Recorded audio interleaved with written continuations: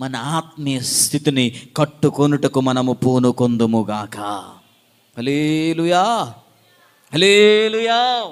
ఇంతకాలము ఈ లోక సంబంధమైన వాటి కొరకు, ఇంతకాలము ఈ లోక సంబంధమైన ఇచ్చల కొరకు, ఈ లోక సంబంధమైన వాటి కొరకే పరుగులెడుతూ దేవునికి ఆలయమై ఉన్న మన దేహమును ఏం చేశాము? పాడు చేశాము. దేవుని వాక్యం అంటుంది కదా, ఇదిగో మీరు దేవునికి ఆలయమై ఉన్నారు, దేవుని ఆత్మ మీలో నివసిస్తున్నాడు, మీరు ఎరుగురా?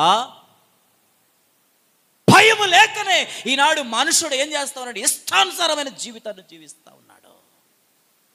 కారణం ఏంటి తెలుసా? చేసిన దానికి వెంటనే శిక్ష కలగట్లేదంట. అందుకనే అనేకులు దానికి అలవాటు పడిపోయి ఆ శిక్ష రావట్లేదు కాబట్టి ఏ భయం లేకుండా నిర్భయంగా పాపాన్ని చేస్తా ఉన్నారు.